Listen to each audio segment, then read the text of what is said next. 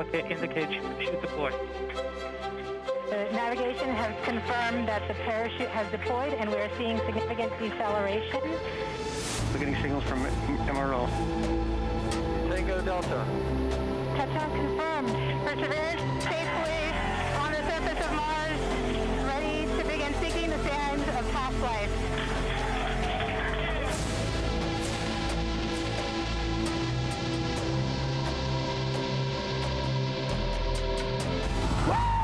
In your face, Neil Armstrong.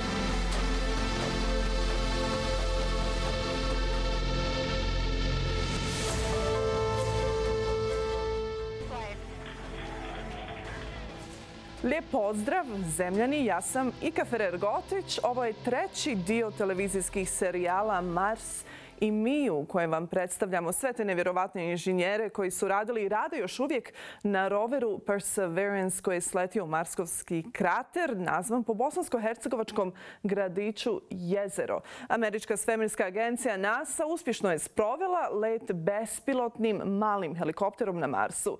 Robotski helikopter pod nazivom Ingenuity je letio manje od minuta, ali ovo predstavlja prvi kontrolirani let na drugom svijetu, kako to navodi i NASA. Potvrda uspjeha leta stigla je preko satelita koji je prenio podatke sakupljene helikopterom na zemlju.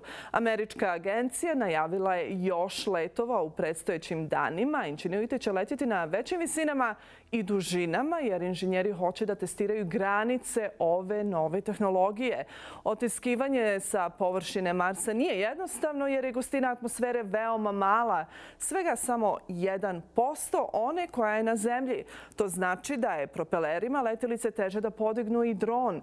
Zato je Ingenuity napravljen da bude izuzetno lak, dok se njegovi propeleri okreću izuzetno brzo preko 2500 obrtaja u minuti. Ideja je da ova tehnologija u konačnici promijeni način na koji se istražuju udaljeni svijetovi. Bespilotne letjelice možda će biti korištene za izvidnicu tokom budućih rover misija ili čak tokom misija astronauta kada konačno budu letjeli na Mars. A ovako izgledao moment kada su inženjeri JPL-a dobili povratne informacije o uspješnosti ovog prvog leta u historiji. Pogledajmo. Altimeter data confirm that Ingenuity has performed its first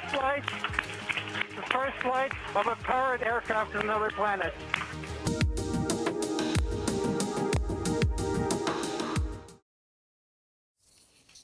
A u međuvremenu je i NASA JPL izvela i drugi testni let, ponovno vrlo uspješno, o tome govorimo i u nastavku.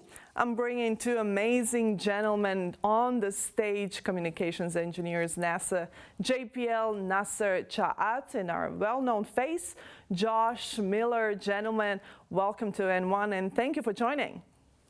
Of course, thank you for having us. Thank you. It's a pleasure. Okay, let's take this story from the very start, from the beginning. I want to know about Ingenuity before it was Ingenuity, the ideas, how you were involved with it, the testing, and all those 6 years of preparations. Nasser. Yeah, sure. So the project started internally at JPL in about, I think it was around 2014. So the project manager, Mimi Young, put together a very small team to get things started. The driving force behind it was the former director of the lab, Charles Treći, who made sure that Ingenuity was internally funded before it was accepted as a part of the mission Perseverance. So we did a lot of work to demonstrate that we could actually fly on Mars before it was actually accepted to be part of the Mars 2020 mission. So that was very challenging because obviously the constraints to fly on Mars are very, very difficult. The density on Mars is only 1% of the density of the air on Earth, which makes it very, very difficult to actually generate lift. So we had to come up with a design with blades that are very, very large, so 1.2 meter. And also the rotation of the blades is about 6 times the one of an helicopter on Earth. So that's some of the constraints. Then obviously the helicopter had to be very light. So the absolute constraint was 1.8 kilogram for the entire helicopter. So they started spreading around to all the subsystems, the mass, and that's what made it very, very, very difficult because we had to do things very differently. For instance, Josh and I work on the telecommunication subsystem, and we had to develop a radio, an antenna, cables that connect both of them, all to be under 13 grams. And to give you an idea, even in nanosat, the radio that we have, they weigh several kilograms. So that's completely different from what we have ever done. From day one, this was the unwavering dream of our team, to get our helicopter launched to Mars so that we can get that opportunity to do that very first rotorcraft flight test in the actual environment of Mars. It's extremely difficult to fly at Mars because the atmosphere is so thin. Compared to Earth, at Mars it's less than 1%. So the first and foremost challenge is to make a vehicle that's light enough to be lifted. And then the second is to generate lift.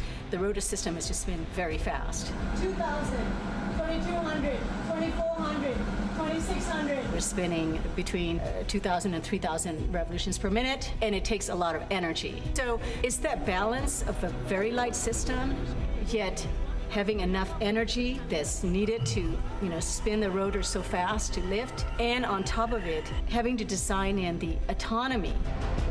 It has to be fully autonomous from the time it takes off to the time it lands. What we do on the ground is we plan the flights, and so we determine from here where we want the helicopter to go.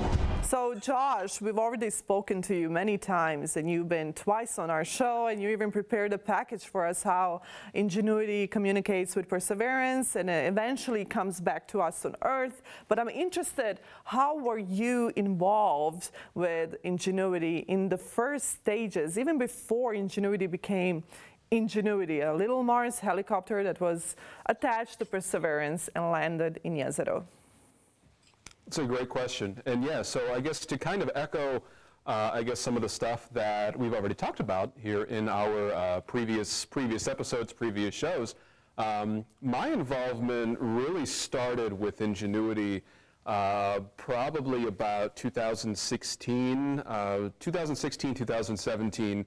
NASA actually, came to my office and said, hey, we are, working on developing this antenna and this radio for the helicopter, and we need to design some tests for it to really understand exactly how it's going to perform. So our section manager at the time, he was really into figuring this out, and we designed some of these field tests, which in that last video that I talked about, where we actually kind of took some of our models and our prototypes outside here into essentially a dry stream bed, and we're just starting to just play with hardware and take some measurements and really just try and understand how things were going to perform.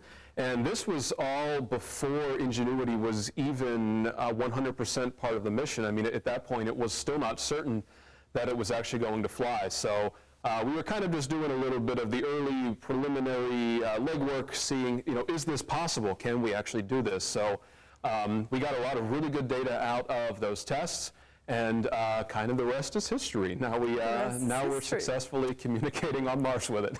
Exactly, and that first test flight was really, even though it was delayed for a couple of days, we kind of knew, and you told me you already knew this is going to be a successful thing. Sometimes you have to do something just to show that you can do it. When the Wright brothers flew for the first time, they flew an experimental aircraft. And in the same way, the Mars helicopter is designed to show that we can fly powered helicopter flight in the Martian atmosphere.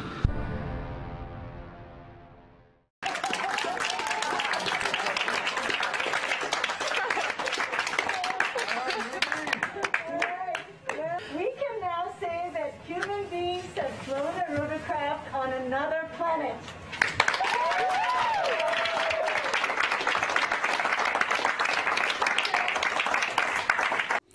He worked on the vision-based navigation algorithm, field vision tests with the engineering model, for example, the earthbound model and other navigation elements. JPL's Jeff DeLune is with us tonight. Jeff, welcome to N1 and thank you for joining us. Thank you for having me. How does Ingenuity power itself? Obviously through the solar panel, but how long after performing a test flight, and second one already that has been successful, how long does it take for Ingenuity to repower and regain that power in order to survive, first of all, Martian nights, which are very cold, minus 190 degrees, and how long does it take and how much energy does it take actually for Ingenuity to do another test? So that part is a little outside my area of expertise, but right now we're planning to be able to recharge the battery fully every 3 days, and that's just enough time so that the battery can recharge, but also enough time that we get time to send the data back to Earth, make sure we can analyze it, and that everything is ready for the next flight to push the boundary farther. Apart from that, you're right. Most of the energy stored in the battery, which are charged through the solar panel, is actually used to maintain the electronics at the proper temperature. Like if we would let them cool down to the ambient temperature on Mars, the electronics would not survive. And what's really another first on this mission is that the electronics on board Ingenuity are actually the same that you have on your smartphone. Actually, they're the same that you used to have on your smartphone from 4 or 5 years ago. So it's the first time on a NASA mission that we don't send fully engineered, customized onboard computer. We're trying to reuse what's available off the shelf because it made so much progress, and and try to see how it performs. And that's really another first of this mission, is that to be able to reuse the same components that you have on your smartphone nowadays. Wow, that's just amazing. Okay, so this is the first time humanity flew on another planet, powered and controlled. So to fly, like Nasser said, to fly in a Mars environment, it must be lightweight, right? So to survive the frigid Martian nights, it must have enough of energy to power internal heaters. Let's explain the Martian atmosphere, 1% density of the Earth's, and why this is important to engineering when it comes to your job. Why is it important to understand the conditions on another planet in order to have the engineering in place? Even though if we were never on Mars, how important it is to understand it? How do we understand it? How do we start with the engineering? Nasser. It's very important to understand the conditions, wherever the destination is, by the way. Every destination, we have to design hardware that will survive the environment. Not only the environment, also the launch and the travel to get to the planet, here, Mars. Those are very, very important because it drives the entire development of the hardware that we will fly as part of the Ingenuity. So here, like I said earlier, one of the stringent requirements was the mass. So that drove the initial design of the radio, the antennas, and every other subsystem as well. And as part of that, we derived the test required to demonstrate that our hardware will work properly. And so, like we explained, Josh explained earlier, we did a field test where we tested all the hardware in similar conditions, but also we did an enormous amount of tests, not only on our subsystem, but in the helicopter overall. So we put the helicopter in a chamber, a vacuum chamber, where we had similar density and similar gravity, and as well temperature. And that's where the team did a really good job at demonstrating that the helicopter itself, in these conditions, with the entire subsystems included in the helicopter, could actually fly. And that's when NASA administrator announced that Ingenuity will be part of Mars 2020 mission. And it is. It was very exciting. Actually, Ingenuity is my favorite part of the mission. Josh, your take on this? So, I mean, I think Nasser did a pretty good job of covering it, right? Where there was, I mean, like he said, we weren't the only people that were doing these kinds of tests before. But really, kind of the idea is that we wanted to, I mean, not only us doing the telecom, but everybody working on it, really prove that it was possible. And once we kind of proved that, hey, this is a possibility. That's whenever the confidence level was really high, and it was accepted as part of the mission. So there's certainly a lot of challenges that happen along the way, and I think Nasser said it best. It's not just Mars. It's really super important to understand it's really important to understand the conditions no matter where you're going, because that is really what's going to make sure that your hardware is going to work and perform, the way it's supposed to 100%. So I think I just can't give enough credit to the team for making it happen. I mean, it's amazing that we were able to make this kind of thing come true. It definitely is, and for everybody watching it from a side, it's an amazing thing. And let's get to the question, to that number one question that everybody asks. And this is what we always try to answer, even when we hang out on Clubhouse, even when we hang out on other social media platforms. Why is it important to be able to fly on Mars, on another planet, and how can humanity benefit from it? Nasser. That's a great question. So flying on Mars gives us this third dimension. So now we're able to go in the air where we couldn't before, and this allows us to go in areas where the rover couldn't, or a lander. That allows us to do science in areas where we couldn't before. So that's this new dimension that this helicopter has just demonstrated. And in the future, we will investigate how to improve this helicopter, make it larger to carry a heavier payload with science instrument that will be able to himself do its own science. So that will be the next goal. And some people here at JPL are already looking into that. And we can only imagine all the things that we can do after Ingenuity. This is maybe science fiction, but which is no longer science fiction. We always keep saying that. Imagine what we can do with technology like that. It could move resources from one to another place. It could get to lava tubes, like Jim Green always says, I want to know what's in those lava tubes. Josh, what do you think? Why is it important to have this successfully performed? And what's next after Ingenuity, and how far are we going to push Ingenuity? So it's the 21st century Wright brothers moment, right? I mean, I think like Nasser said, it's now expanding our capabilities of exploration from just two-dimensional space to three-dimensional space. So now we are not just limited to the surface. We're now able to explore above the surface, which really brings some cool capabilities in terms of maybe doing surveys in the future, or scoping out places for the rover to go, or even allowing the scientists to say, hey, let's go check that out over there and see if we want to spend a couple days driving the rover that way, or maybe we want to go over there, and that way we're really optimizing our time with the rover on the surface and really making sure we can optimize all of our science data and the science mission. But I think no matter what you see here with Ingenuity in terms of the mission, meaning that whether or not the pilots and the project scientists and the helicopter team really want to go out and do surveys and bring it back, or if we're really just focusing on the performance of the helicopter, I think this kind of technology is really going to push the boundaries and really going to enable future things, right? So you might see in the future helicopters on Mars that have even more capabilities now that we've been able to show that we can take flight on Mars with this little guy.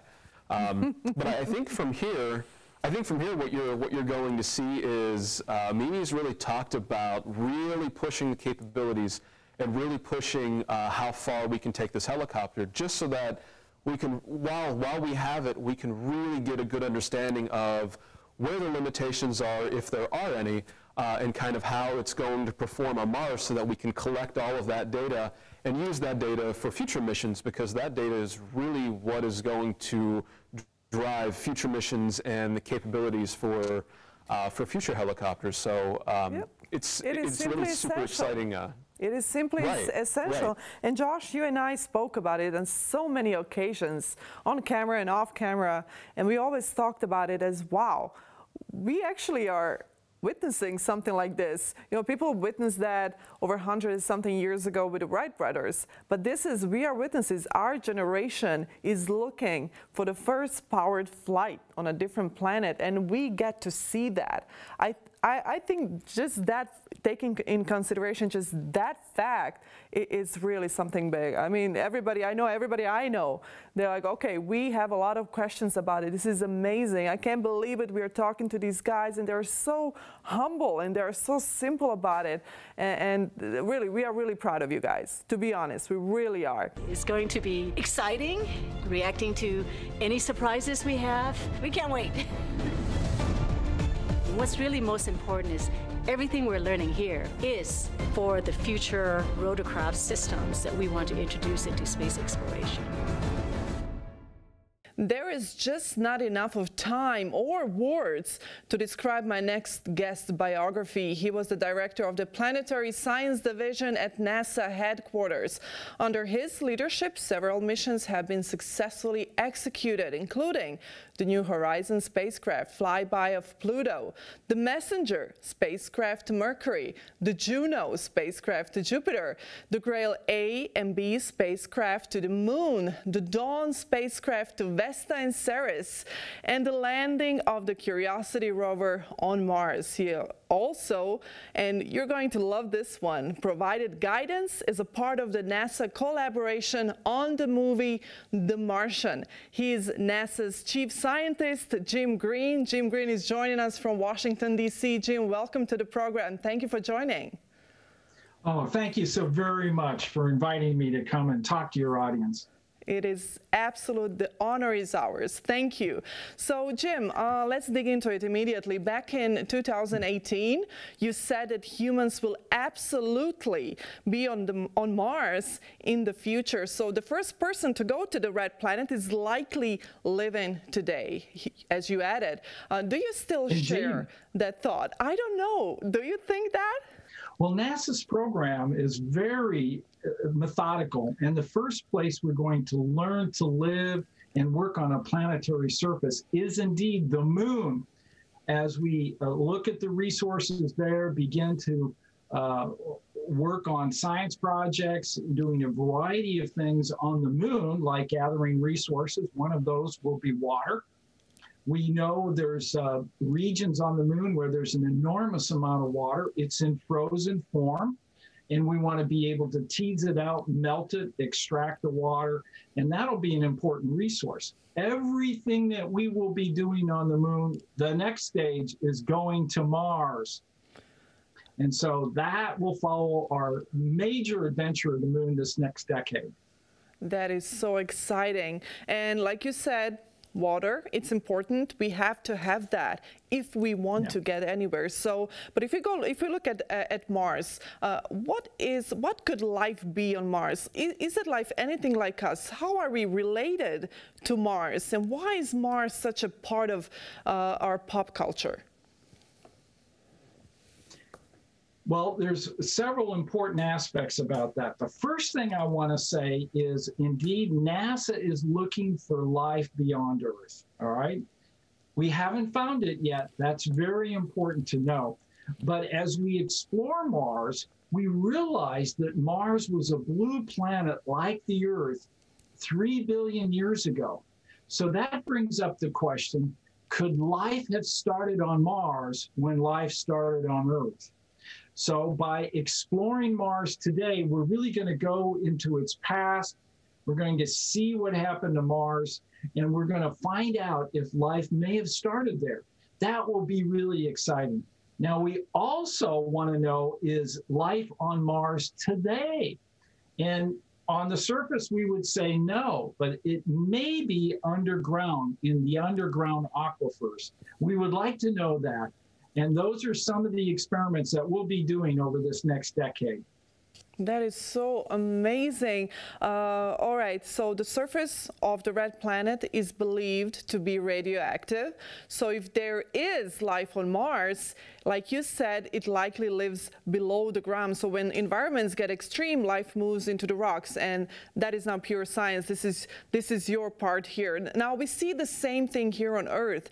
After drilling miles into the Earth, researchers found more life in the Earth's crust than on its surface. What to expect from the data that we have now and that we are expecting for Perseverance mission, which is actually the most sophisticated mission so far of NASA on that planet, so on Martian soil? What would you hope for that we could find?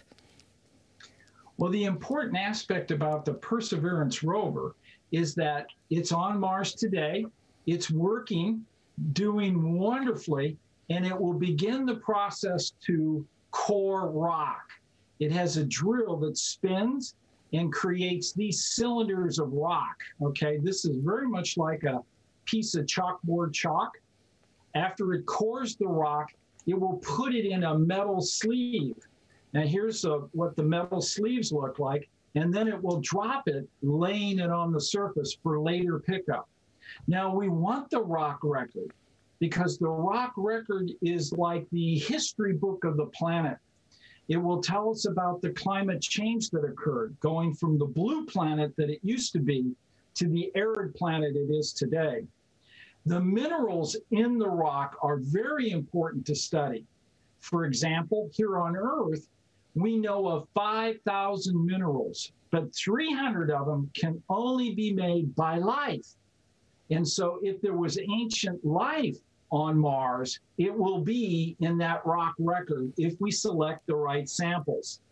Why is this mission so important, and why would a possible evidence of microbiological life change our entire course of understanding, existence, and genesis? I'm bringing an amazing crew on stage right now. From Stuttgart, Daniela Bezdan. From New York, Craig Trester. And from Seattle, Tom Lee. Welcome to everyone. Thank you for joining, guys. Like we said, Perseverance will start drilling into the Martian crust very soon. What could we expect to see? What kind of evidence of life we could expect, or at least hope for, to see on Mars, according to you? I think to give a short answer is that we would look for sort of biosignatures. And so there are sort of isotopic signatures that are corresponding to metabolic processes as opposed to abiotic, in other words, processes that doesn't involve life processes. And they give us a certain signature, and we can say, you know, this was actually executed by life. The other thing we might be looking for are the different chemicals that might be able to support life. And keep in mind that all of these, we are using Earth as a proxy, as a template to compare with. But we have to, in a good friend of mine words, she says, we have to be aware not to keep our scientific blinders on. So we have to have an open mind. Open mind of what potentially could be there. Daniela, what are your thoughts on this one? Well, there have been, 3 years ago, there have been one of my most favorite phone calls. I get a call and I was asked to join an expert round to think about how we actually would sequence DNA, which is not DNA from Earth, like derivates on DNA. So basically we have all elements on Mars to build DNA, but we also might see something different which looks like a DNA. And that means that we could find traces of a DNA precursor, you can call it like that, which will help us to understand how life actually folded. And maybe it looks exactly like on Earth, but maybe a little bit different, maybe a different backbone. But the great thing here is that NASA aims, for example, working since years to analyze this kind of data, even to be able to sequence it using nanopore technologies. And that's why I'm very excited, because I not only want to find them, I also want to understand it. Exactly, understand it. Craig, your thoughts on this? Yeah, certainly. And I think, especially with looking at different worlds, the one thing to expect is the unexpected. So it's also very important to have an open mind, since we tend to have the bias of understanding what life looks like in our own biosphere. But even too, we look into certain areas. We can think about the bottoms of the sea or kind of these extremophile environments where we thought possibly life couldn't exist there. So I think much on Danielle talked about looking alternative structures for sugars that are backbones of nucleotides, whether instead of phosphate, they're using another combination, even potentially some interesting combinations of somewhat similar to a hydrogen bond that kind of includes them together. And also too, it might be interesting to look at, what kind of lineage might exist where you might have kind of a coming together of prior species to live in a now hospitable environment or something that are dormant of different cycles. So I think definitely one of the best ways we can kind of look at, people have been doing, looking at some of the extreme environments, those are our best ways to understand life, or even to understanding kind of the transition environments, rapidly shifting to more of these kind of dormant states. One thing I do think about is how much of the permafrost is actually melting in different parts of the world right now, and we're seeing these blooms of microbes that have been kind of dormant and in suspension for a significant time frames. So kind of in these preservation ecologies that, we understand microbiology is resilient and recalcitrant even in conditions we wouldn't think would be possible. We kind of have this bias as higher organisms since we're pretty sensitive to sudden changes or shifts, whereas microbes have been at this for hundreds of millions to billions of years. So I think, having that principle in mind is we'll have a good intuition kind of we're looking for life on Mars. Do you think that the crater Jezero is the right spot?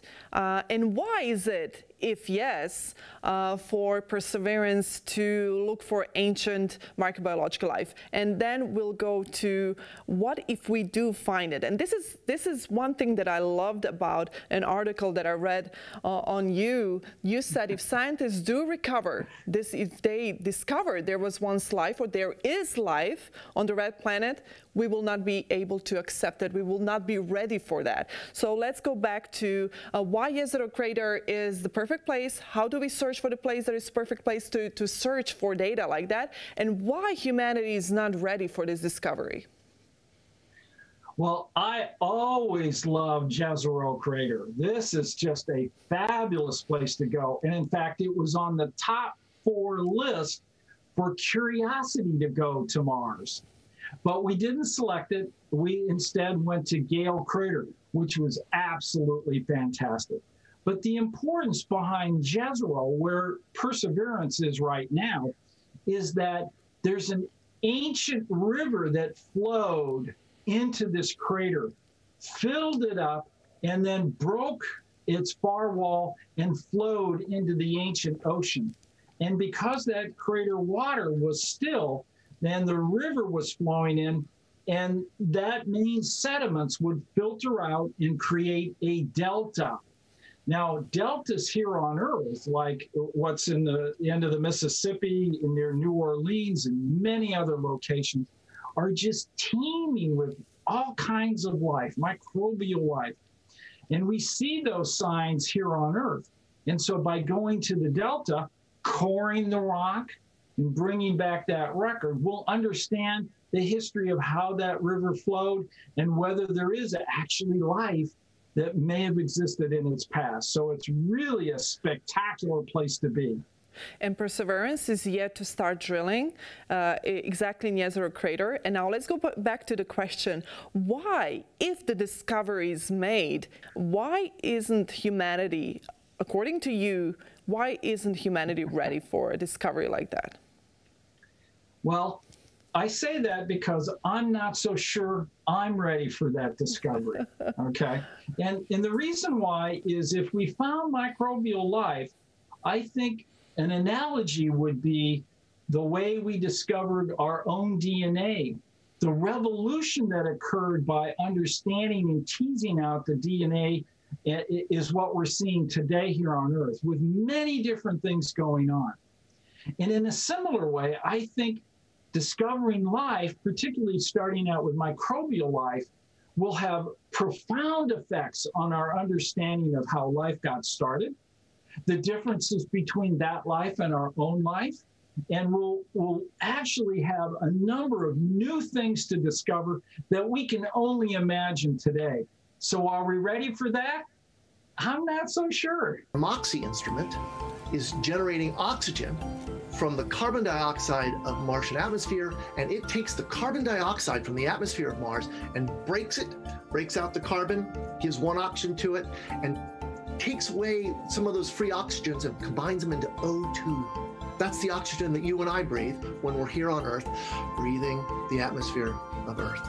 That oxygen is very necessary, one, to let astronauts breathe on the surface of Mars, and two, as an oxidizer with rocket fuel to help them get home to Earth. Let's talk about MOXIE. The experiment was also successful. It developed 10 grams of oxygen from CO2, Martian atmosphere, and it was successful. It could actually be enough for an astronaut to breathe for 10 minutes after performing certain activities. How important, obviously it is, but how important is it to be able to produce oxygen? And even if we think a little bit more into the future, when it comes to human missions to Mars, how important is it to have an experiment such as MOXIE? It's really critical. So, like, it's not only for humans to be able to for the future astronauts to be able to breathe oxygen, it's also for them to be able to go back to Earth.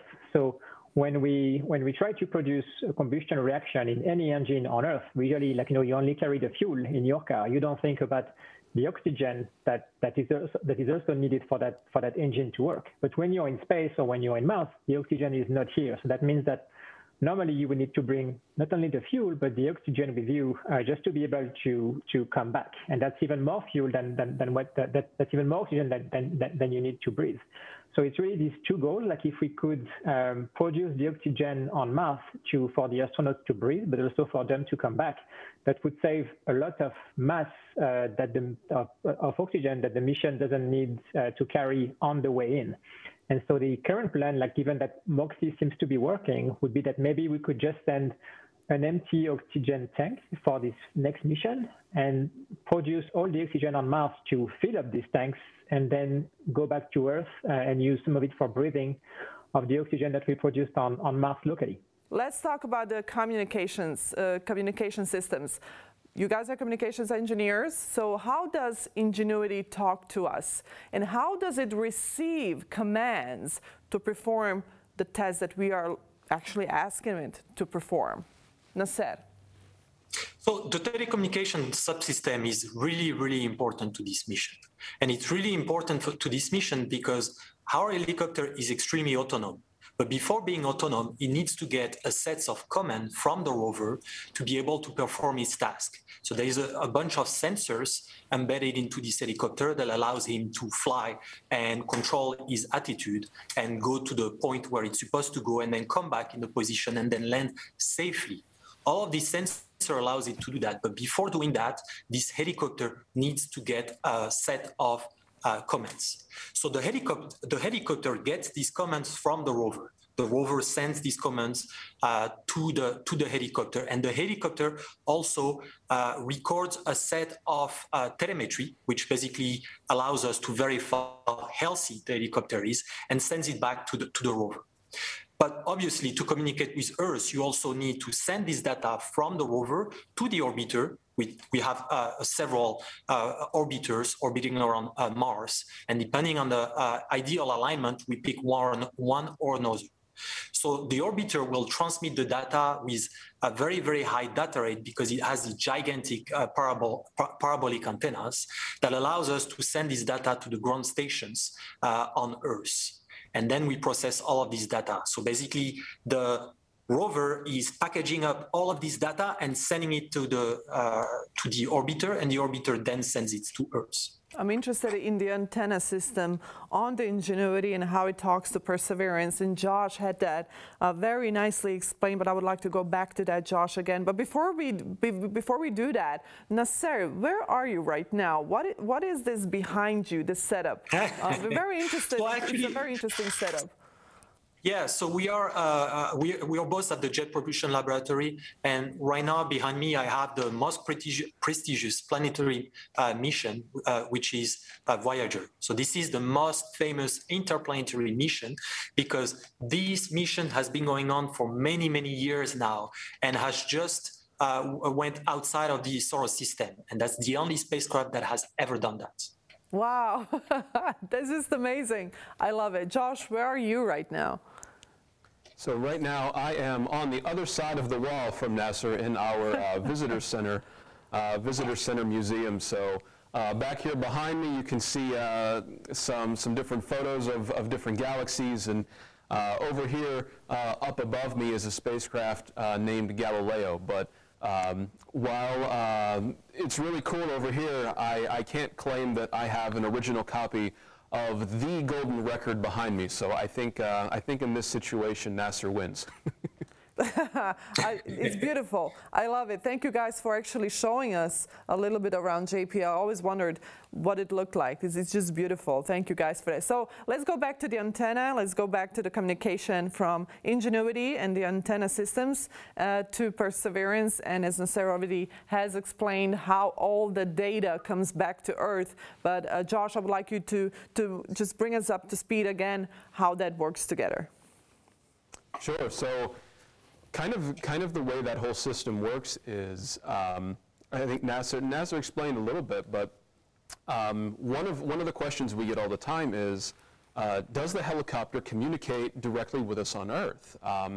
And the answer to that is no. Actually, for the helicopter to communicate, we really need the rover. So the only place that the helicopter can communicate with is the rover. The rover acts as its base station or intermediary, where they'll communicate with each other, and then kind of like Nasser mentioned, one of the orbiters around Mars will check in with the rover whenever we ask it to from here at JPL, and that orbiter will say, okay, give me your data, where the rover will then uplink all of the data that it's collected and the data from the helicopter, and then send that through one of the orbiters and get that back to Earth. And beautiful. Really, a lot of the reason for that, or a lot of the reason for needing the orbiter, is just that we just don't have the antenna size or the transmit power on the rover. I mean, the antenna on the rover is about the size of a dinner plate, right? Where the antenna then on the orbiter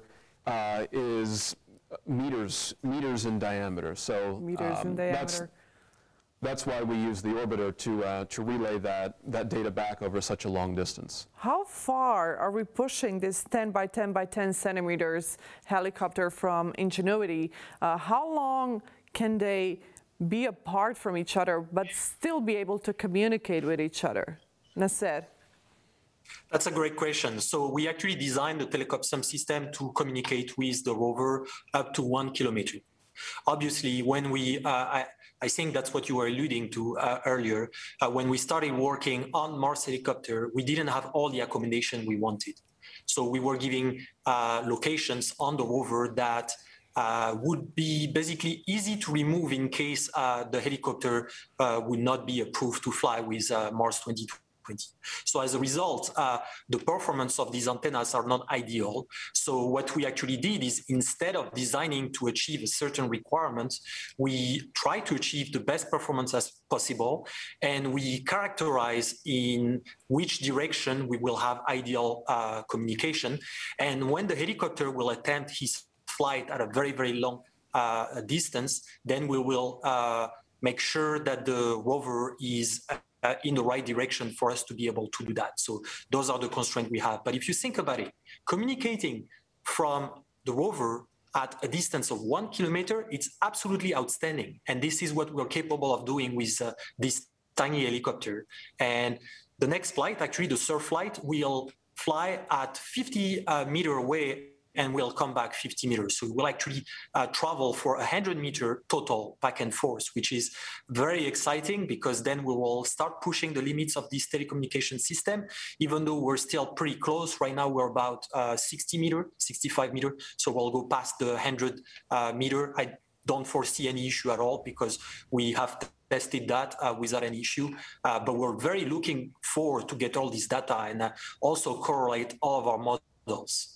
There, in the recent study of NASA, there has been a lot of talks about mushrooms or fungi on Mars or Moon, and NASA could grow bases just using fungi, mushrooms, how would that be possible, and why would how could mushrooms survive in such extreme environments such as Mars or Moon? That's a great question. So I think there's a lot of traction given the fact that from a material standpoint, you can grow the organism, you can make a number of forms. There's a lot of amazing insights and kind of speculative concepts that we're kind of working out. It's more kind of the good old engineering process of design, build, and test. But some aspects of kind of the more extreme capabilities of fungi, I think one example too, we can talk about an actual, like, I think a developing application of astrobiology. So around the Chernobyl site, they identified a radiotrophic fungus, so a fungus that actually can feed off this radiation, similar to what Tom mentioned. Some of these microbes can have these very fascinating metabolisms. So I think the notion was this Cryptococcus neoformans, this radiotrophic fungus, they were investigating as potentially as a radiation shield. Because if we're getting human beings from Earth to Mars, we're dealing with an incredibly high amount of basically cosmic radiation that normally is, we're shielded by our own kind of magnetosphere.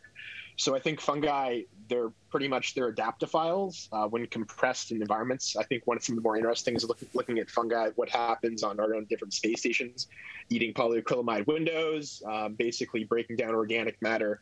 And also, too, I think once we actually get over to these environments, it's going to be critical to build soil and recycle organic matter and also extract nutrients out of the inorganic matter. And I think that's one of the pivotal roles with fungi. A lot of my own work is how we can harvest these consortiums of microbes to utilize this metabolism from recycling the organic and inorganic matter, kind of a better understanding of applied biogeochemistry.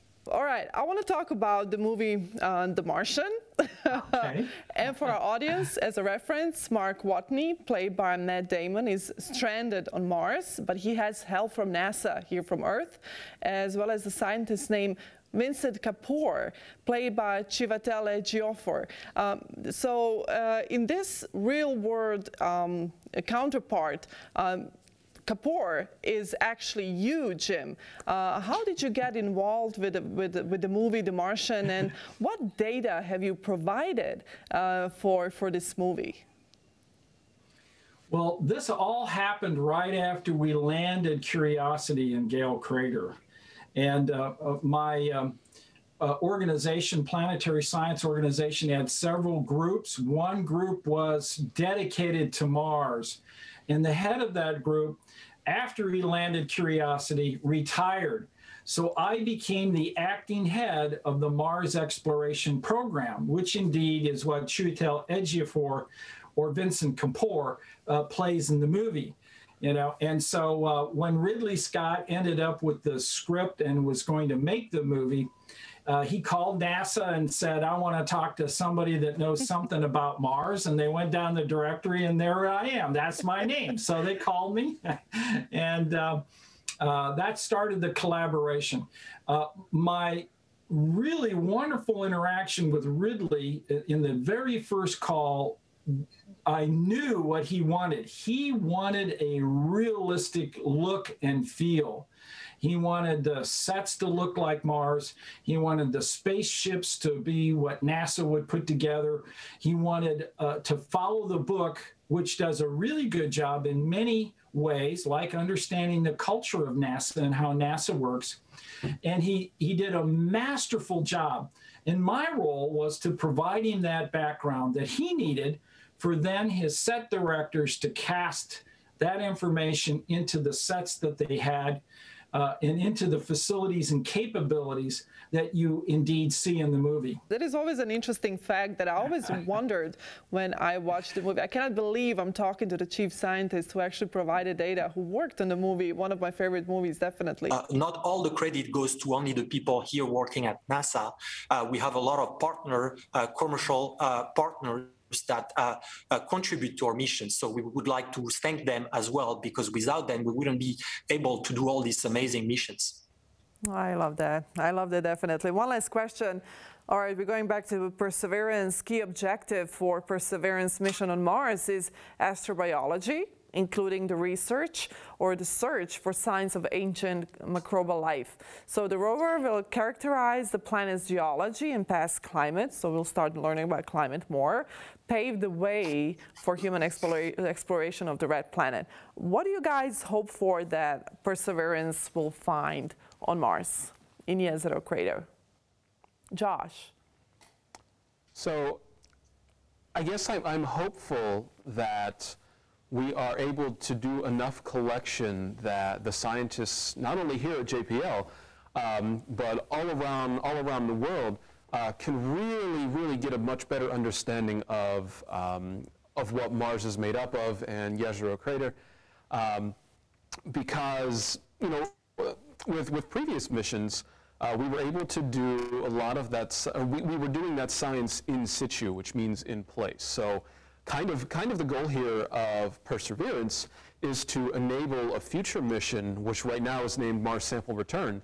And kind of what the goal is that Perseverance is collecting those samples, and that Mars Sample Return, which is a future mission, would go back and actually bring those samples back to us here on Earth. And the reason we would do that is we have infinitely more resources here, and by here I don't just mean JPL, I mean JPL, our partners, universities, research facilities, where these type of samples could be shared and analyzed with all kinds of different equipment rather than just a small piece of hardware that we sent to Mars. So I guess I'm not a scientist, so I'm not really sure what to expect on the sample side, but it's my hope that what they are collecting really helps to push the envelope and pushes that barrier a little bit forward to help us to really truly understand exactly what happened on Mars and what the history was on Mars, so that all of the really amazing scientists that we have here on Earth can use those samples to hopefully drive future missions, future science, and really help us to understand the history of Mars. Absolutely. Nasser, what about you? What do you hope for? I hope that every single science instrument will achieve their goal. There is a lot of exciting science instruments. One of them is MOXIE, that was just turned on a few days ago, and for the first time converted CO2 into O2. So for the first time, we generated oxygen using an instrument, which is extremely exciting because it's one pass forward, having astronauts being able to settle on Mars and live there. That's one step toward that. So that's very exciting. One thing I would like to say about all these instruments is you don't really see all the development that is going on, but to make these instruments happen, which are extremely complex, there has been a lot of engineers, technicians, administrators that have been working really hard to make that happen, and that's not very straightforward. So each of them are putting a little bit of their life into these instruments. So that's why, even though we worked on Ingenuity, we really wish them all the success that they are hoping, and all of that is to understand a little bit more where we came from. So maybe the life actually came from Mars, and that's really what we're trying to address with all of these instruments. So that's very exciting. I love that. Let's end on that. Gentlemen, thank you very much for being part of Mars and Us television series. We'll have part 4 too, so get ready for that as well. And I'm very excited to see all the new tests being performed on Mars, especially when Perseverance starts drilling into the Martian crust. That will be very exciting to see what we actually come across. So Nasser and Josh, thank you once more for being part of this, and thank you for taking time to speak with us. Thank you very much. Thank you for having us. I just want to say thank you, Jim, for doing this with us and to being here for us and answering all these questions and taking your time to speak with us. It's really exciting. It's such an honor to have you here. Well, thank you so very much. I'm delighted to do so. Poštovani gledaoci, ovo je bio treći dio N1 televizijskih serijala Mars i mi. Mi se svakako vidimo u četvrtom s još uzbudljivih tema i nevjerovatnih JPL-ovih ljudi koji rade na ovoj misiji. Sve intervjue možete potražiti na našoj stranici n1info.com. Ja sam Ika Ferrer-Gotić. Hvala što ste bili uz nas.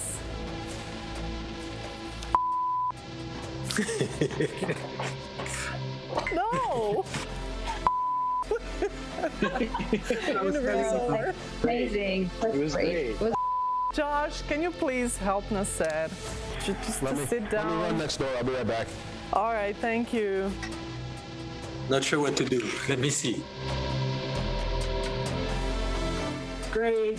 My pleasure. See you Monday night. Thank you. Applicate indicate chute deployed. The navigation has confirmed that the parachute has deployed and we are seeing significant deceleration. We're getting signals from MRO. Tango Delta. Touchdown confirmed. Perseverance safely on the surface of Mars, ready to begin seeking the signs of past life.